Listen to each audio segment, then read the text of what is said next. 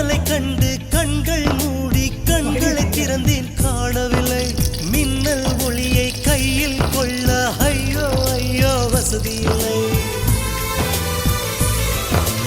என்னை நோக்கி சிந்திய மழைத்துளி எங்கே விழுந்தது தெரியவில்லை எந்த சிப்பியில் முத்தாய் போச்சோ இதுவரை ஏதும் தகவல் இல்லை அழகே உன்னை காணாமல் அன்னம் தண்ணீர் தொடமாட்டேன் ஆகாயத்தின் மறுபக்கம் சென்ற